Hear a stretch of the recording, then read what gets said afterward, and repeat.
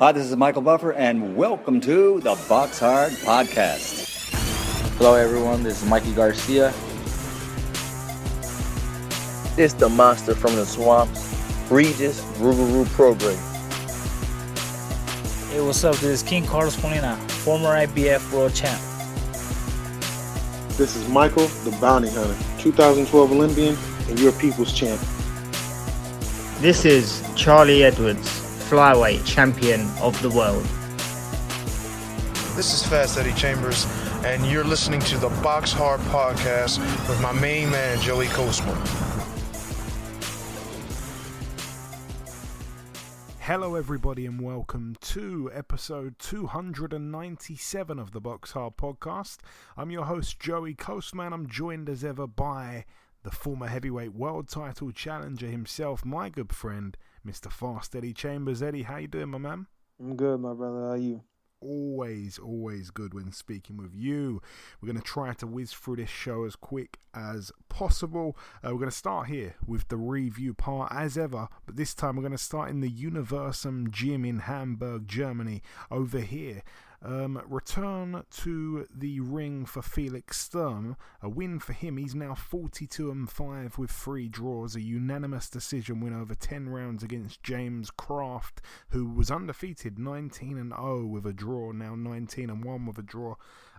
This one was on Fight TV. They gave me a code to watch the fight for free, and I also was able to give away a code. They gave me an extra code to give away to one of my followers, so I did that. That was pretty cool. On the undercard as well, heavyweight Senad Gashi lost as well. He's now 21-4, a man that's been in there with a few bigger name guys. He lost to a guy that perhaps could be someone to look out for, Hussein Mohammed, who's now 17-0. That was for the vacant WBC International Silver Heavyweight title. Elsewhere on the undercard, Vincent Feigenbert's now 33-3. A KO for him in round 9 against the teak tough Nuhu Lawal, who's now 27-9. Interesting fight, really, because something was up with Feigenbert's throughout the fight. You could see that. He seemed to be in a lot of distress in the corner between rounds. His main cornerman was standing directly in front of him, blocking the grimace on his face from his opponent, or his opponent's corner, seeing the discomfort he was in. He looked like he wanted to quit every single time that a round had ended. Credit to him for getting the knockout, by the way. Lawal, like we know, is a tough guy. He doesn't normally get stopped. He did get him in the end. Moving out now to a card that took place in Mexico. Boy, oh boy. I know that Ramon Alvarez was able to beat Omar Chavez. That was a fight that Ramon Alvarez, the brother of Canelo, was able to avenge that loss to Chavez from a few years ago. Chavez being one of the sons of Julio Cesar Chavez Sr. Julio Cesar Chavez Sr. himself was on the card. He fought in an exhibition against Hector Camacho Jr., but the disappointment on the card, Eddie, boy oh boy, Julio Cesar Chavez Jr. loses on points to Anderson Silva, 46 years of age. UFC vet who hadn't boxed for 16 years. One of the most embarrassing things for the sport of boxing that I can remember, probably that's ever happened in history. I just don't know what to say about that one. I watched it too. You know what it is, man. No disrespect, and I don't intend to be disrespectful, but I hate the comparisons of if you boxer fighting UFC going into it's annoying, and it's hard to listen to sometimes when you're hearing guys trying to defend their particular sport. At the end of the day, if a real guy gets in with a real guy, we already know what's going to happen.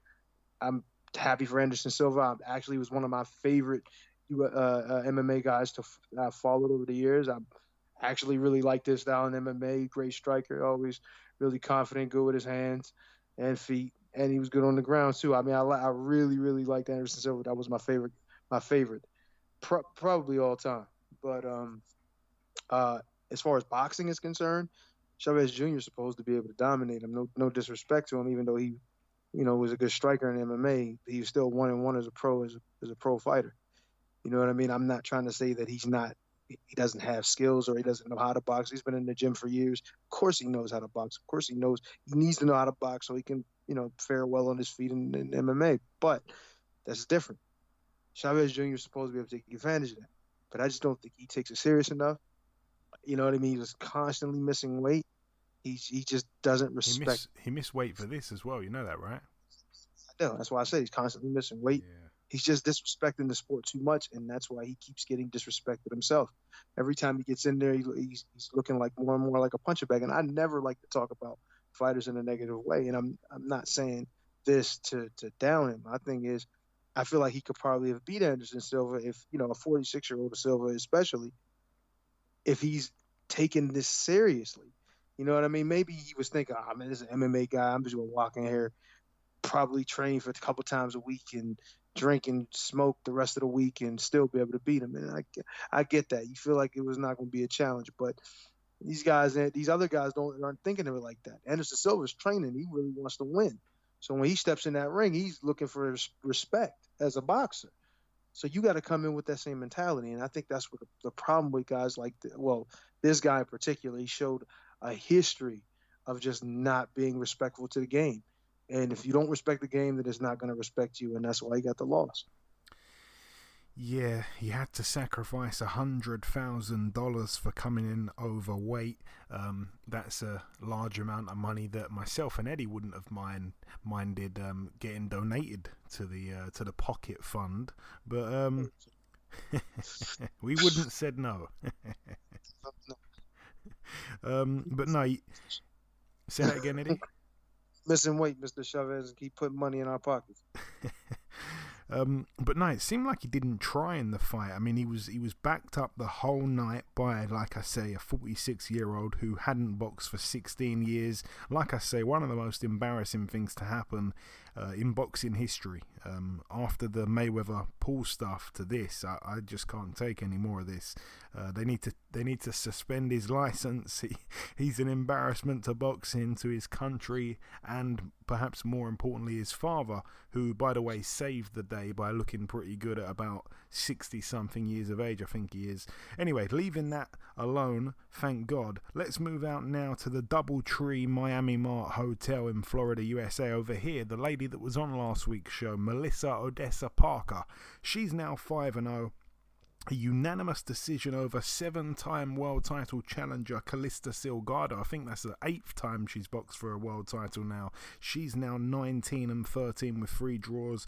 Like I say, 10 rounds, 2 minutes each round. Unanimous decision for Parker. She's now the new IBO World Female Bantamweight Champion. 5-0, perfect record. Moving out now to the Virgin Hotels, Las Vegas, Nevada. Over here, starting with the undercard, a good fight between Adam Lopez and Isaac Dogboe. Adam Lopez now 15-3, Isaac Dogboe now 22-2. A majority decision after 10 rounds. Very, very good fight. A really good fight actually. Probably going to get overlooked in terms of the weekend and this coming weekend because there are so many fights on, but definitely a fantastic fight. And I really thought that in the last 3 rounds, Dogboe was in huge trouble from Lopez. Lopez was all over him. Dogboe, I think, started the fight really well, and for me, definitely deserved to win the fight, but it was very close in the end. And yeah, Lopez is a very tough guy. Elsewhere on the card, Michaela Meyer moved to 15-0. That was a defense of her WBO super featherweight world title against Erica Farias, who's now 26-5. The main event, though, the monster himself, Naoya Inoue, now 21-0 with 18 KOs. Another early knockout for him. Round 3 against Michael Das Marinas, now 30-3 with a draw. It was for Inoue's WBA and IBF bantamweight world titles. He was destructive, man. That left hook to the body is brutal, and every time he threw it was with a lot of intent to do serious damage. The first one, I think, had Das Marinas down. I think it was the first round he was down, and then he kept looking up at the clock. He got through the round. There was only a few seconds to go. He kind of got saved by the bell. I think the same thing really happened in the second round. I don't think he was down in the second round, but he was in a lot of trouble again. And yeah, the third round he was down, I think, a couple times from that left hook. Every time he'd try and defend it, Inoue would say, okay, I'll throw a left hook to your head instead. And he just couldn't take it. And like I say, to finish him off with that body shot was brutal. A bad man with bad intentions. Brutal left hook to the body. I mean, he picks his punches like a computer game. It's unbelievable. He had his man down, 3 times in total. Only about 20 seconds left in the round, I think, in the third and final round. But the guy just couldn't deal with it. Unbelievable puncher for that weight. I just don't see a weakness with Inoue. He's got the speed, the power, the IQ, the grit. He's got a chin. We saw that against Nonito Donaire. I don't see how he can be beat unless he were to perhaps get hit by a really big puncher, and Donaire is pretty much the big puncher at those kind of weights. There's no one really that hits harder than him. I don't know who can beat the guy. But yeah, Donaire was sat ringside as well. He's now boxing John Real Casimero. He stepped in instead of Guillermo Rigondo. That's going to be a unification there, and the winner hopefully is in line to fight Inoue. I know that's a fight that Donaire really wants, that rematch there. Moving out now to the Don Haskins Center in El Paso, Texas, USA, over here on DAZN, because I think on Saturday there was 5 cards. One on Fight TV, one on DAZN, one on Showtime, one on ESPN, and then the Mexican one with Chavez, all on one evening. The undercard, let's go over it real quick. Blair Cobbs with a win. He's now 15-0 with a draw. A TKO in round 5 against Brad Sullivan, who's now 29-4. I think he did really well, Cobbs, to get his man out of there, because Sullivan can be quite crafty. He's got a lot of experience. I thought that one would probably go the distance, and I thought it was a tough fight on paper, really, because Blair Cobbs hasn't always come through his fights unscathed. I felt that would be quite a good test, but in the end, really impressive from Cobbs, I think.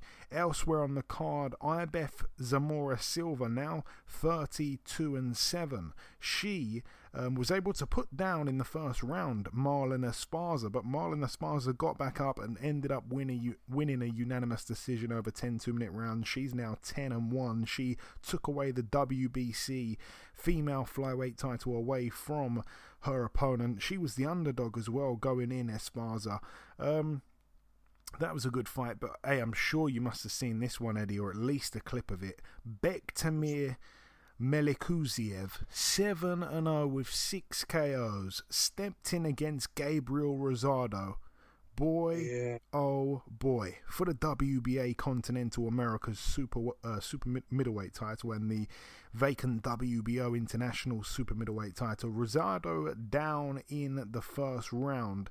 That was a fight, by the way, that I put quite a lot of money on Rosado to lose on points, because he's a tough guy. I didn't think he'd get stopped, but the money that people were putting on this guy to knock Rosado out, I couldn't believe it. Like, there was really good money. It was like 4-1 or 5-1 for Rosado to lose on points, which I thought was probably going to end up happening before the fight, of course. Like I say, down in the first round, every punch that Melikuziev threw was with bad intentions. The body shots were brutal, and straight away when Rosado took a knee in that first round, I thought, oh god, this is going to end badly. But yeah, he ends up scoring a knockout of the year contender, and I just couldn't believe it. No one could believe it. No one could see that coming. He was getting smashed up, really, by Melikuziev. He was down in the first, like I say. Rosado himself, not known for his power. The timing on that punch was to perfection. It's the first real time that Melikuziev has been hit back, though, as a pro. I thought Rosado would be quite pumped up, considering he arguably beat Daniel Jacobs last time out, but I did not expect this, and I can't believe I'm saying this, but I think he deserves a world title shot now. Eddie, what did you make of the KO? Man, and it kind of, the way it was thrown. You remember when Wilder fought, what's his name again? Spilka. Yeah. And he caught him, and he came in. Kind of reminded me of that, but I think it was no disrespect to Deontay Wilder, but I think it was thrown a little better, and just caught him clean, perfect timing. You couldn't have done it. You couldn't have, like, I don't.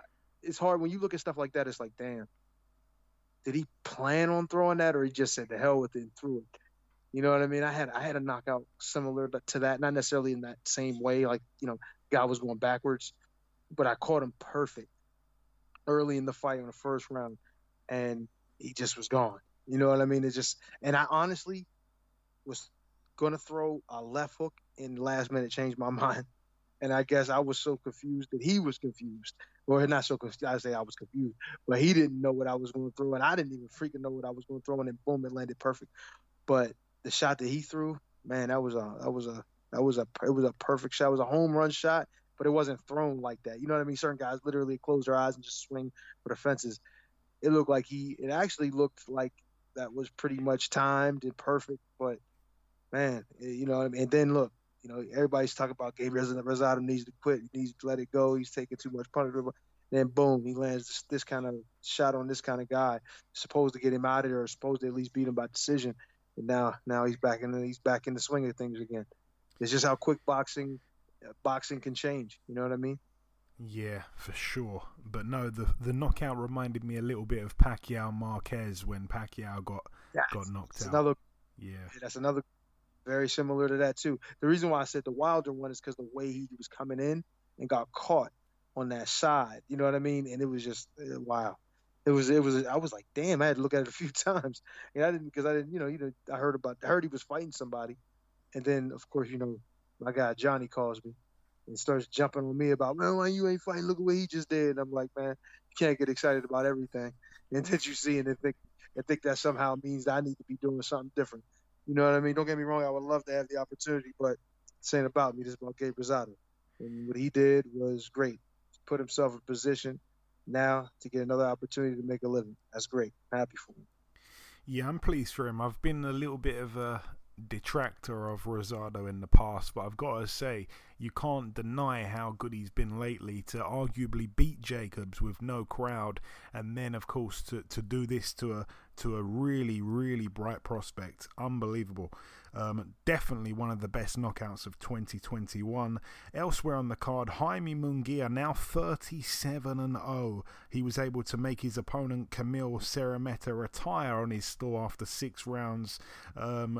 Serrameta now 21-2. Munguia wanted, I guess, the knockout quicker than Golovkin. I think Golovkin got him out in round 7, but this time Serrameta didn't even want to come out for that round. A defense there for Munguia of his WBO Intercontinental Middleweight title. I felt that Munguia was really, really impressive. He made a bit of a statement. It has to be said, Serrameta only had 2 weeks' notice for the fight. I particularly like Munguia's stabbing jab to the body. It was a thing of beauty for me. He threw and landed every punch in the book on the gutsy Serrameta, and he just got beat down in the end. Like I say, retired on his stall. Bit of a quit, but who cares? He was getting a beating, but I liked what I saw from Munguia. It seemed a little bit more educated than other outings that he's been involved in. Really, really, really impressed with that performance there. That's made me want to see a few big fights for him at middleweight, which he's now up at. Moving out now to the Toyota Center in Houston, Texas, USA. Over here on the undercard, a win for Miguel Flores, friend of the show, now 25-4. That was a split decision over 8 rounds. Wow, didn't know that, against a guy who was 15-17 with 4 draws. That's not a good look. Elsewhere on the card, Isaac Cruz Gonzalez, now 22-1 with a draw draw. A unanimous decision win for him over 10 against Francisco Vargas, now 27-3 with 2 draws. I thought there could be an upset there. Turns out it was wide in the end for Isaac Cruz Gonzalez. Elsewhere on the card, friend of the show, Angelo Leo. He bounced back from his loss to Stephen Fulton with a good win. He's now 21-1. It was a majority decision win over 10 against Aaron Alameda. Got to admit, I missed the fight. Aaron Alameda now 25-2. 2 losses in a row now for Alameda. 1 to Luis Neri, 1 here to Angelo Leo. No real shame in those losses. Both, world champions. And the main event, Jermall Charlo, now 32-0. A unanimous decision over 12 rounds against Juan Macias Montiel, now 22-5 with 2 draws. A defense there of Charlo's WBC Middleweight world title. I felt that Charlo was a little bit too patient early on. I think he did pick his shots well, though, I guess. He hurt Montiel. He had him ready to go. The bell saved Montiel a couple times when he was in trouble throughout the fight in the early rounds. It was kind of shocking though to see him let Montiel back in the fight and even start getting backed up late on in the fight. It didn't seem to me like the same Charlo that knocked out a Julian J. Rock Williams those years ago. Something didn't look right about Charlo. He was cut as well for the first time in his career. This guy was very basic, tough, and, supposedly a big puncher on paper. But it had me thinking, if this guy's power was really legit, this could be dangerous for Charlo. Some people saying it was a life and death fight. I've read that on Twitter. Absolutely not. He won every round, Charlo. But I had a sneaky suspicion it was going to go to points, and the odds on that were huge. I only put a small little stake on it, but I could see it coming for some reason. I don't know what it is. Charlo, I don't know what it is. I just thought, you know what? I don't think he's been getting many knockouts lately. I think it could go the distance, and it did. But yeah, I don't want to go in on him too much because I don't think it was that bad of a performance. But yeah, definitely, not as impressive. I'd like to see him against Munguia. Brilliant fight. I'd like to see him in with a Daniel Jacobs. Brilliant fight. I'd like to see him in with a Demetrius Andrade. Someone needs to fight that guy at some point. But yeah, that's it for that. The final thing for me to do, that is the end of the review part of the show. The final thing for me to do before we wrap up part 1 is to welcome our first guest on this week's podcast. Ladies and gentlemen, please welcome the fabulous Mexican flyweight contender. It is, of course, Miss Sulem Urbina. Sulem, welcome to the show. Hi, thank you for having me. I'm excited to be here with you. I'm absolutely excited to have you on as well. So, Sulem, tell me and my listeners just a little bit about your background, how you perhaps got into boxing in the first place for those that don't know. Well, I started boxing when I was just 10 years old. My 2 older brothers started attending a local boxing club, and little sister tagged along. I'm the only daughter of the family, so I have 4 brothers. And I always felt like I needed to prove that I was strong and like them, And so I tagged along and I fell in love with boxing. Unfortunately, it was short-lived because my mother, traditional Mexican mother, she said, you're not going to be boxing. This isn't for girls. You're going to stay home with me and help me with chores at home. So I only did like a couple of fights when I was a kid. And then at the age of 17, I actually started driving myself to a local boxing club and took it seriously competitive-wise. And, I had to do it for myself because nobody else would do it for me. And Sulem, you were born in Mexico, but you pretty much grew up in Phoenix, Arizona. How was that for you? Well, I was born in Hermosillo, Sonora. When I was 5 years old, my parents brought me here to the United States, and I grew up here in Phoenix, Arizona, undocumented. It's very hard growing up here without being able to do a lot of things because you don't have a citizenship. I couldn't go to any national tournament. My parents were always afraid to travel.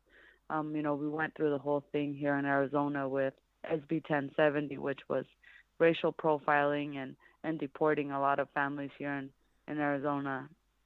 And it was scary. Luckily, I was pretty good in boxing, so I was able to leave the country and come back with a sports visa and enter the United States legally, and now I'm actually here legally. So it's been a tough road being undocumented, but it was all worth it.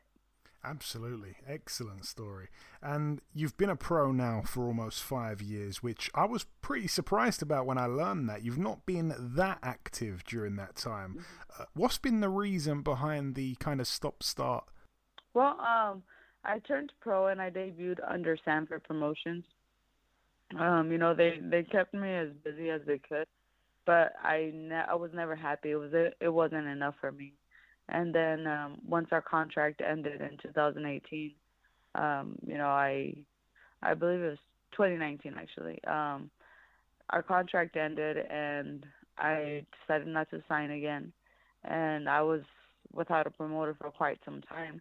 So, Golden Boy came around and messaged me about, fighting with them. And it's been, I've been blessed to have a great promoter have my back, and sometimes it's just really difficult, not only for female fighters but for fighters everywhere, just to get fights.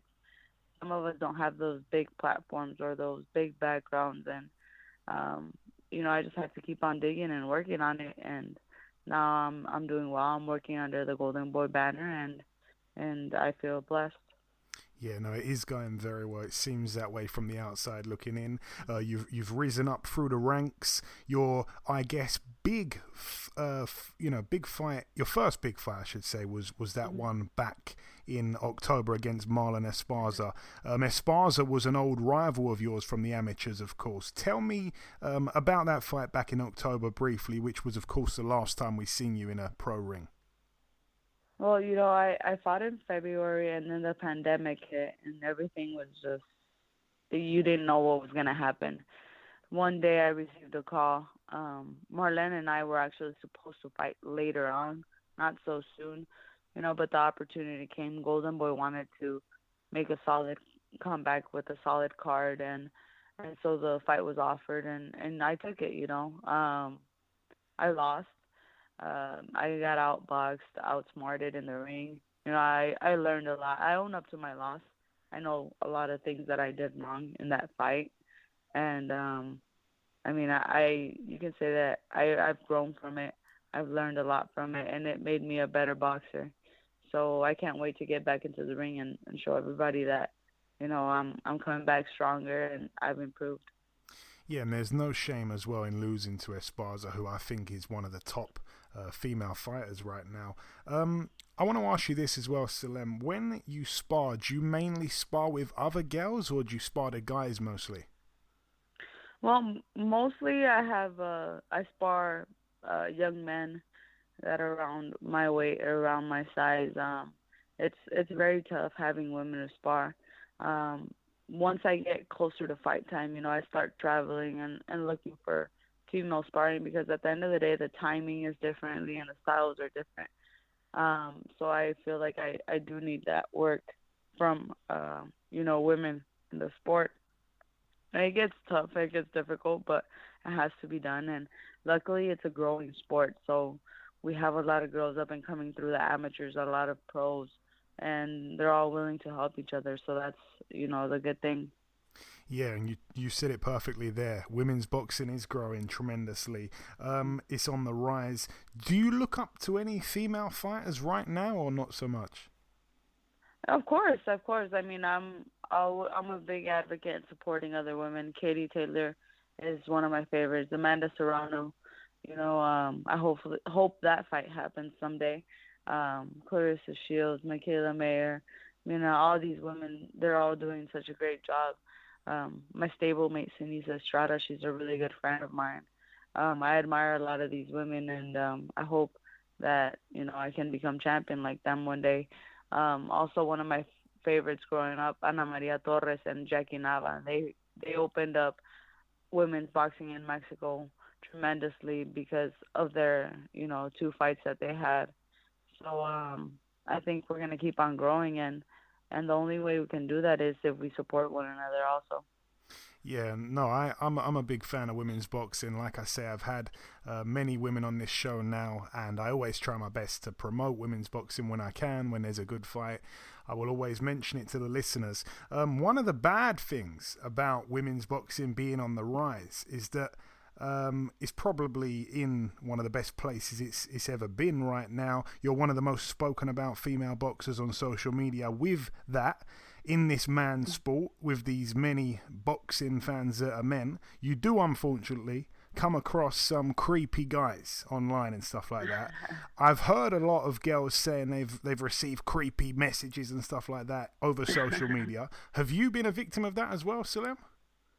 I think regardless whether you're an athlete or not, women just receive those random messages online all the time.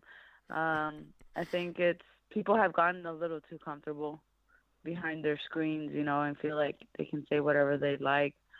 So a little bit of morals have gone out the window, but you just have to, ignore those messages and turn the page.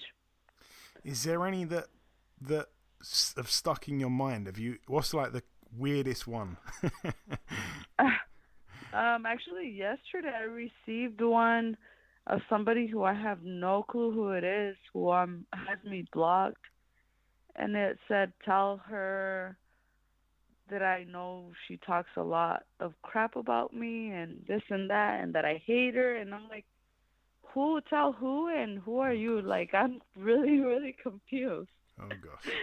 Okay. And then there's a lot of sexual messages also, but you just ignore them.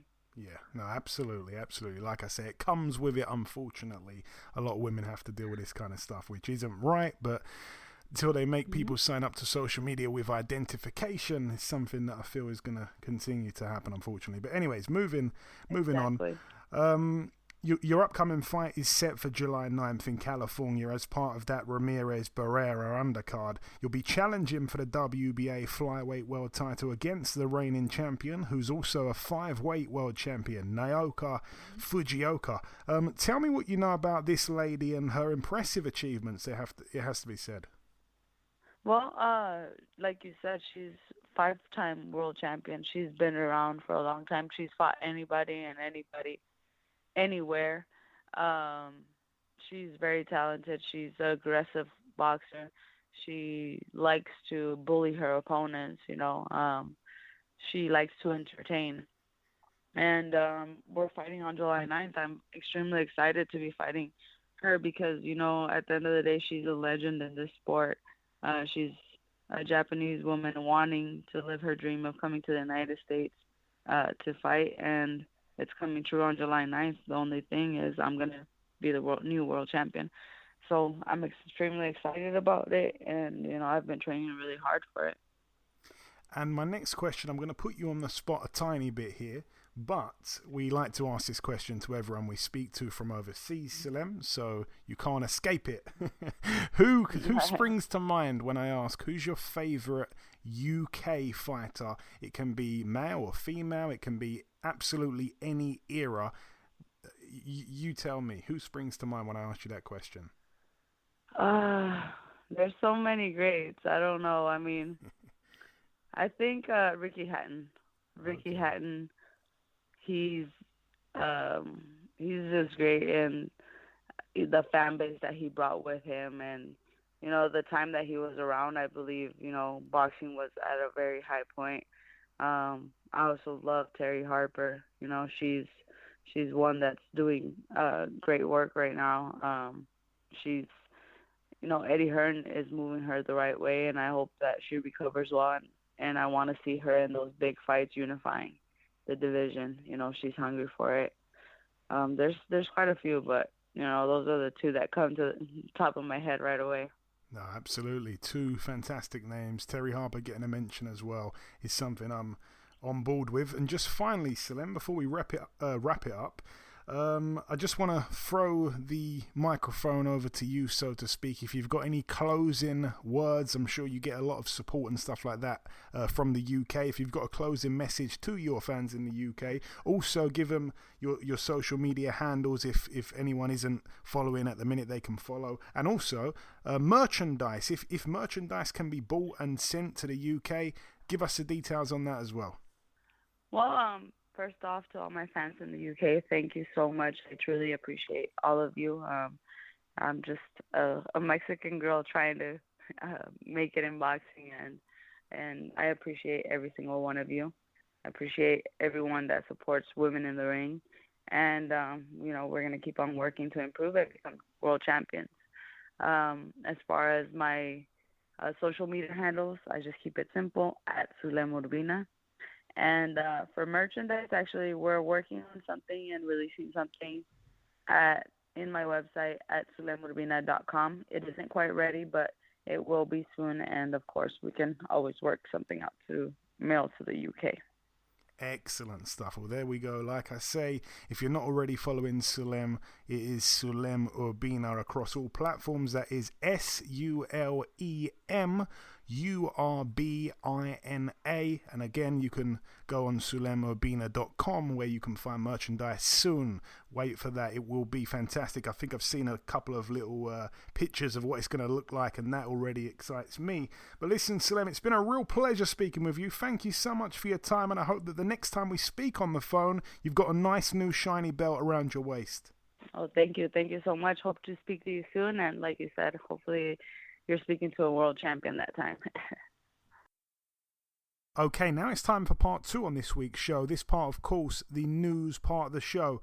I'm going to start here with a piece of news that broke last week, just after we put the show out. Oscar Valdez has signed a new multi-fight contract with Top Rank. It looks like his future will be with them. I like that partnership anyway, so I wish him all the best. Good guy is Oscar Valdez, who of course is coming off that excellent win last time out. The unbeaten interim WBA super featherweight champion Chris Colbert, he takes on the hard-hitting Tuxtot Niambia. That's the guy that lost to Gary Russell Jr. He's a good fighter, though. That one's going to be Saturday, July the 3rd. I think it was supposed to be Gamboa originally, but he's pulled out, and in steps this guy here. Moving on to the preview part of the show now, let's start at the Bolton Whites Hotel. It's going to be tomorrow evening, Friday, June 25th. Over here on the undercard, we have Inder Bassi, 2-1. He's in a 4-rounder against Chris Adaway, 10-70 with 4 draws. Gary Cully, 12-0 in a big step up, really, against Virial Simeon, who has a record of 22-5, doesn't really win when he steps up in level. You know, he's lost to the likes of Shakur Stevenson, Lee Selby, and a few others off the top of my head.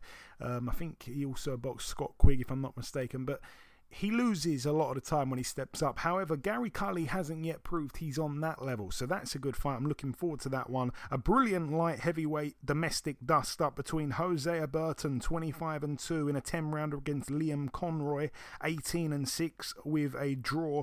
Elsewhere on the card, quite a poor fight, to be honest, between Paul Butler, former world champion, 32-2. It's for the vacant WBO International Bantamweight title against Willie Baldo, Garcia Perez, who boasts a record of 12-4 with a draw. I think it might be a late replacement, a Mexican fighter here.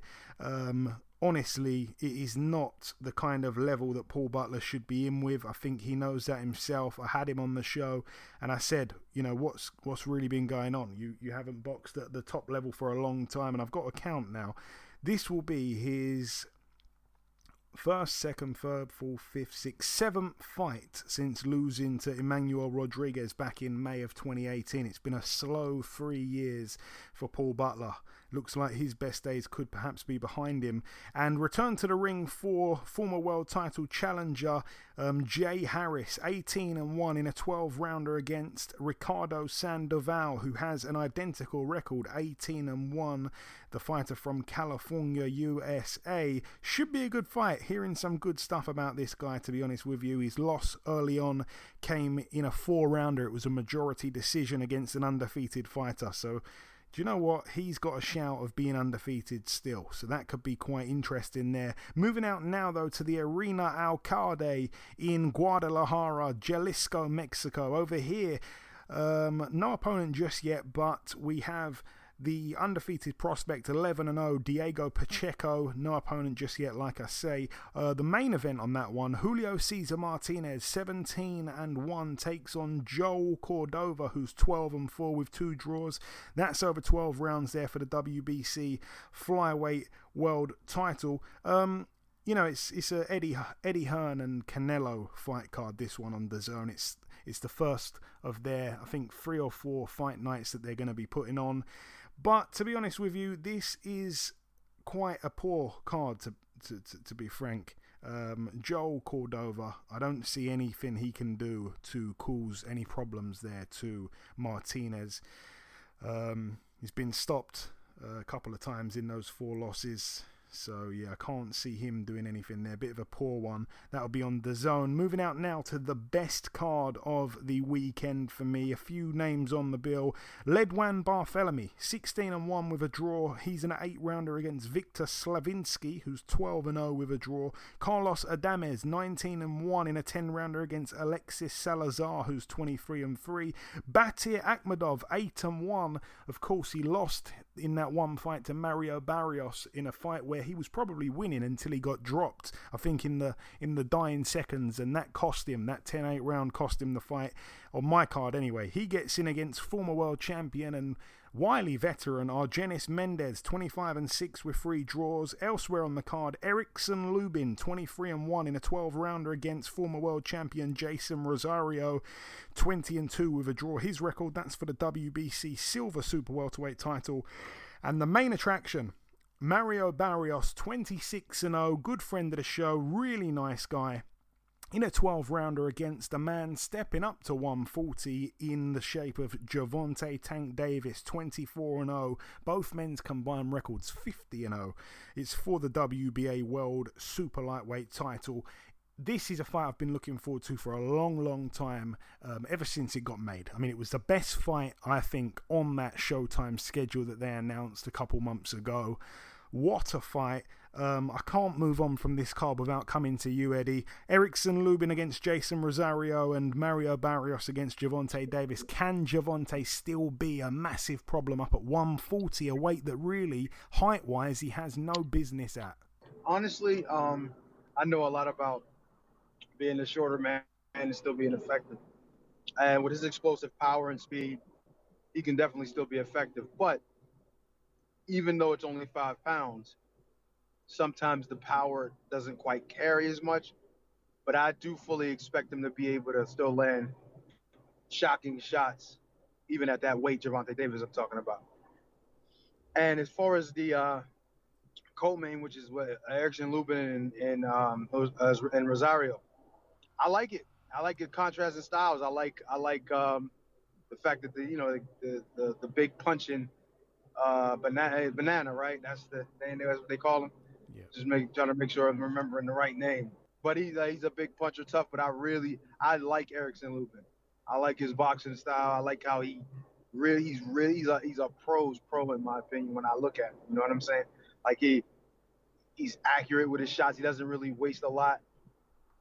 He also doesn't really take unnecessary punishment. Really, really crafty.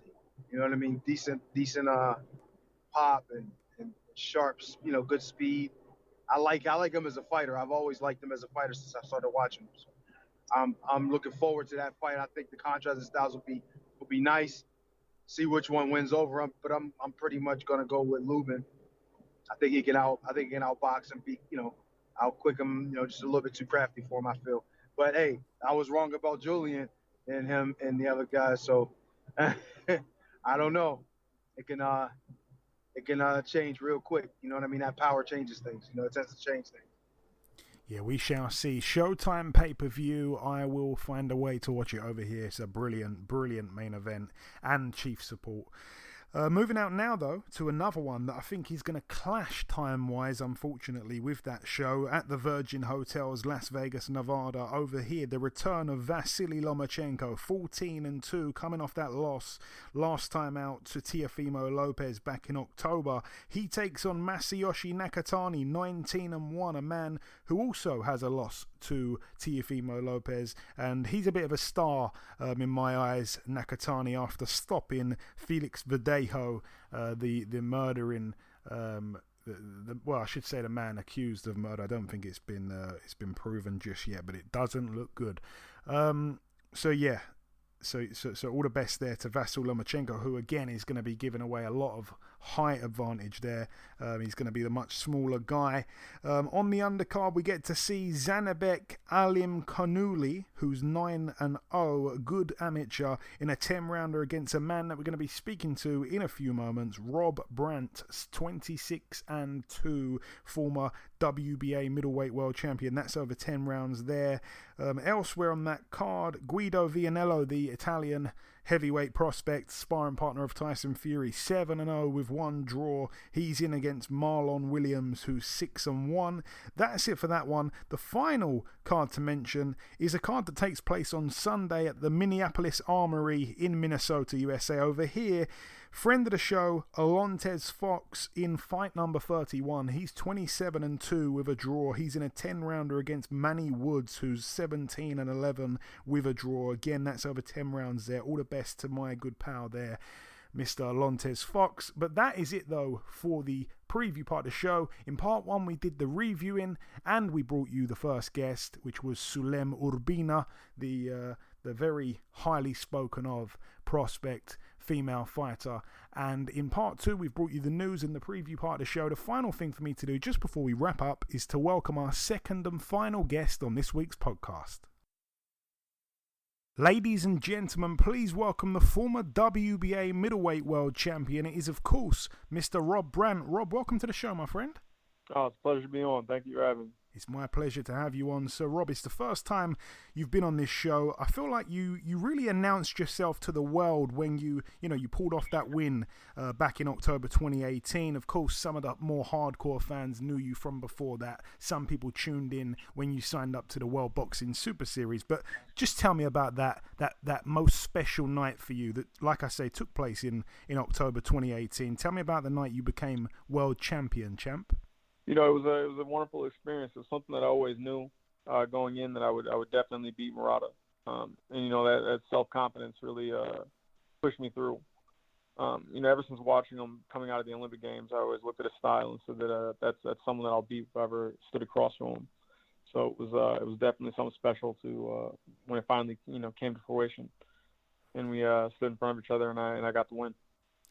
And when you boxed as an amateur, Rob, you boxed and beat a hell of a lot of good fighters. When you turned pro, though, I don't feel like you had that buzz around you that your amateur career should have projected onto your pro career. I feel like you took the difficult road. It took a long time for people to start getting behind you worldwide. Is that fair to say? You didn't really have it easy early on, Rob?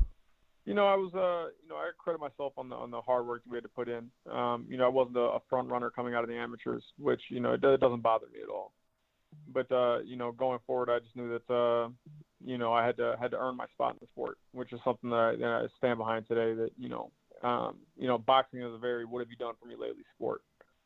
So you have to continue to prove your worth in the game, which brings me to this upcoming Saturday night, which is, you know, got to prove why you should still be on the top level.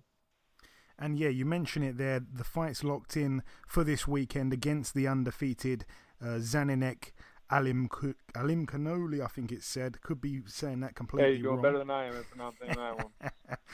But what do you know about this guy in front of you here, Rob? Obviously a tough fighter, a good amateur like yourself. Yeah, he's an accomplished amateur. You know, there seems to be, you know, getting pushed very hard, you know, similar to, I believe he's managed by the same manager that Lomachenko has, and they had some great success in pushing him very early. So I think that it's definitely, you know, there's you know, you're not losing anything at all. He's definitely no gift. You know, he's a solid fighter, and I'm excited to be in there with him. And he hasn't really boxed anyone as a pro of note yet. This is a big, big step up for him in competition. You are the underdog, which I thought was kind of crazy. It wouldn't be the first time in your career that that's the case. I know it's something that you're very comfortable with. What can we, as fans, expect to see from you come Saturday, Rob? Ever since I've been with B&B and Brian McIntyre as my trainer, you see a lot of growth in terms of the, you still have the punch count, but a lot more intelligence behind the things that I'm throwing. So, you get to see more boxing at the top level, and reason why that I earned my spot to be in one of the top middleweights. Yeah, and I really like what they're doing in that gym. Obviously, with Terence Crawford, it speaks for itself. But the way Jamel Herring, for example, has improved and come on leaps and bounds, improvement-wise, it's amazing to see. Obviously, you've joined that camp now. Everything's looking good. I like what they're doing with Maurice Hooker, even though, he wasn't... fortunate last time out. I still like the way he fought for those rounds against Virgil Ortiz. So I love what they're doing in the gym. Huge respect to Bomac and Red. What is the goal for you now moving forward, Rob? I'm guessing it's to regain a world title of some sort. Is there a plan in place to achieve this? I'm sure that Bomac has a plan for all that, but I'm a fight-by-fight type of athlete. None of those plans happen unless you win on what you have in front of you. So I'm just fully focused on Zhanibek right now. But of course the plan is always to regain the title. That's what I want. That's what we're going for. And that's what we're doing this for. But none of that happens unless I win on Saturday. And obviously the middleweight division has been a red-hot division now, well, for a long time, but certainly in recent years it's been a fantastic division. We haven't always had the opportunity as fans to see the best fight the best.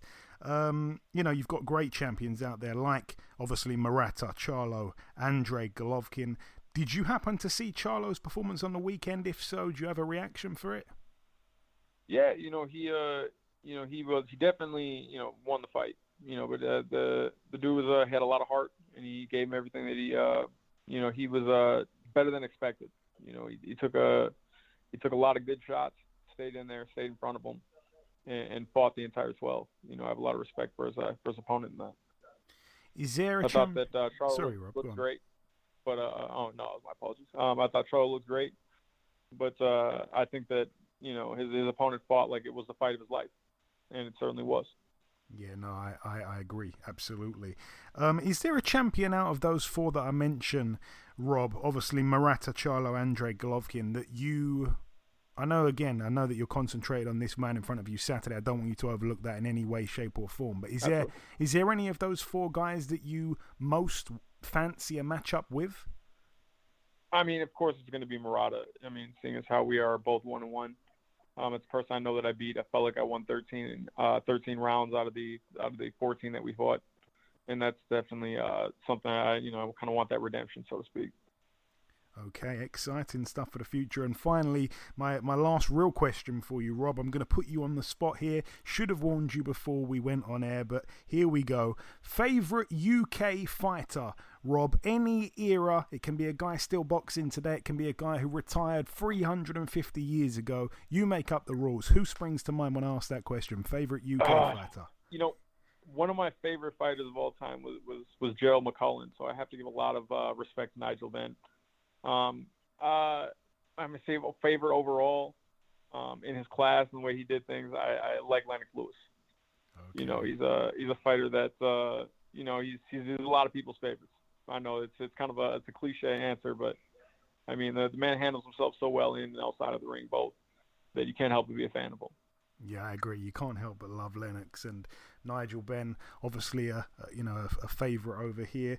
And just finally, Rob, before we let you go, if you've got any closing words, you will know firsthand, I'm sure, that UK fans are arguably the best boxing fans in the world. They support guys from all over. They respect everyone that steps in the ring. I'm sure you've received a lot of love from guys over here. What's your message in particular to your fans that support you from this side of the pond? That I'm a huge fan of not just British boxers, but the UK, the fan base in general. All my favorite fights I've ever been to have been a lot of UK fighters because of the fans and the energy that they bring. So just keep that up in the sport. It's great for the sport of boxing, and makes for a phenomenal event to go to whenever you have the UK fan base there.